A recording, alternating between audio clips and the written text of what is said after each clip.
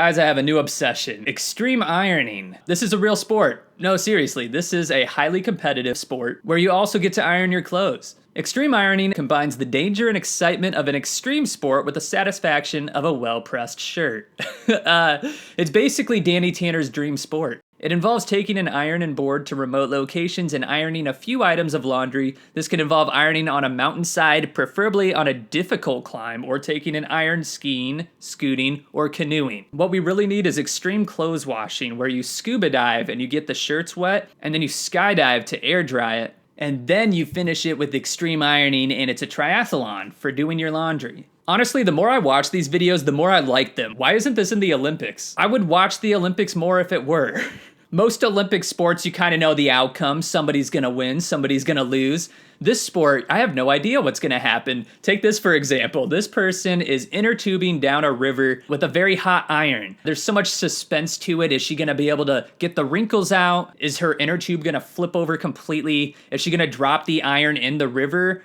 Which would be make it a completely different sport if she did. The only thing that would make it a little bit more intense is if she was doing this with a blow dryer. That would definitely make it a little bit more extreme. There's so much versatility to it. You can iron in the sky. You can iron in a river. You can iron on top of a mountain. You can iron in your house. You can iron hanging off the side of a wall. What, rock climbing isn't extreme enough for you? Well, how about you hang off the side of a wall and iron at the same time? I now wish I had a friend who did this sport so he could iron my clothes and win a gold medal, or at least it would give him some more practice. Now, the first thing you might be wondering, like I was, is how do you win? How do you win this sport? Because it doesn't look like the iron can be plugged in at all. Maybe that's also part of the sport. Maybe you have to plug it in, let it get hot, and then you have to get into the tube, down the river, and have the whole shirt ironed completely before the iron gets cold. Maybe that's how you win. And I looked around and there really isn't a whole lot of information about this sport. Surprise, surprise. On their official website, all it says is that the iron does have to be hot. I think the real way you win is if you just come up with the most extreme idea, because that's really what the sport is about, just coming up with the weirdest, craziest, wackiest ways to iron some clothes. So we're gonna check out some videos of extreme ironing. These videos come from the World Extreme Ironing Championships. Let's sit back, relax, and figure out who did the most extreme form of ironing.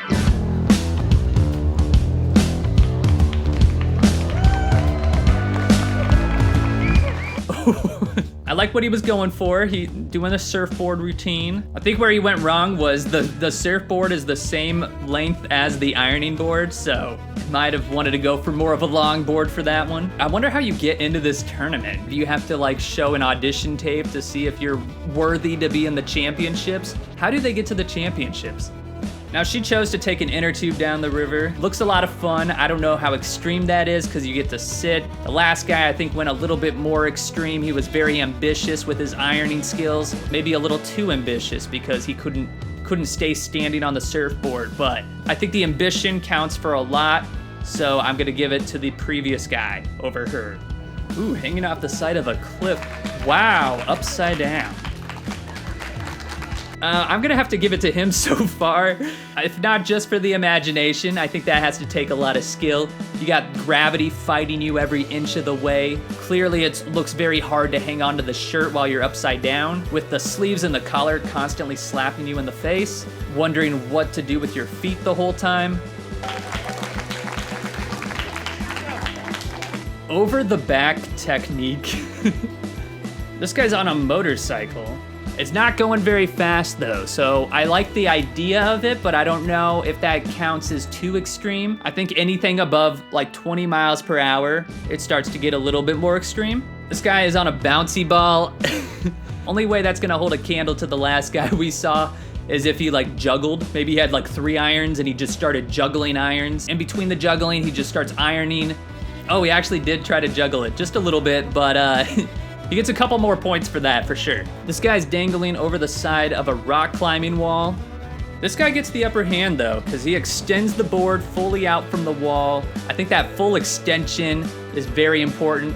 This girl is fighting an intense knee-deep current, and I don't know how extreme it is. This honestly just looks refreshing. You get to get out and smell the fresh air and have a nice pressed shirt in the process. I don't know how extreme it is, but it looks fun. Here's a picture of a guy just doing it on the back of an SUV. And it honestly just looks like he was late to work that day. He just jumped out of bed, ordered an Uber, and strapped on. Wait, hold up. This guy's got a snake. He's ironing right next to a snake. The look in that snake's eye is like, I hope that iron isn't for me. Uh-oh, we're running into a little bit of trouble here. Looks like that iron is cooling off fast. Okay, now we're taking it up a level because he's almost fully submerged in the river, fighting for his life before he gets swept away by the current. It seems like the trick to being more extreme is to just do it upside down. Whatever somebody else is doing, if you do it upside down, then you're golden. You're gonna probably win the whole thing. Uh-oh. Oh, I think he's out. Nope, he's still going for it. Ooh, a swift recovery. He is back in the game. Oh, yeah!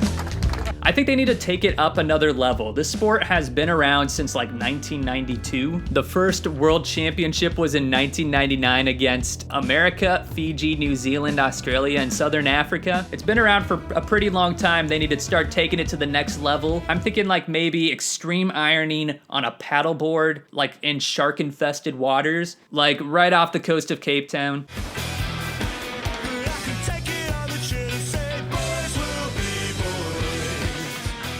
This is what I think about when I think of extreme ironing. I want to see somebody jumping out of a plane. You got two guys skydiving. One guy has the ironing board strapped to the bottom of his feet, and the other guy is doing the ironing. That's how you do teamwork.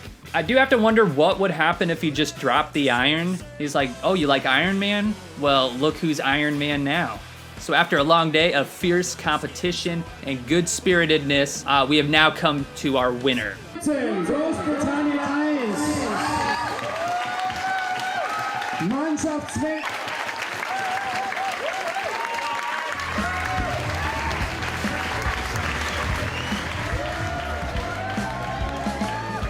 It looks like he won more cleaning products. So anyways, that is the world of extreme ironing. I had never heard of this sport. It like popped up in my recommendeds and I clicked on it and I thought this is a sport unlike anything I've ever seen, and I had to share it. All right guys, thank you so much for watching, and if you enjoyed this video, please give it a like. It really does help out tremendously, and it just makes me smile. Also, please subscribe, that'd be awesome, and let me know in the comments what you think of extreme ironing. Did it inspire you to iron your clothes in a more extreme fashion? I'm gonna head out and buy a brand new ironing board and swing over a volcano. Catch you next time.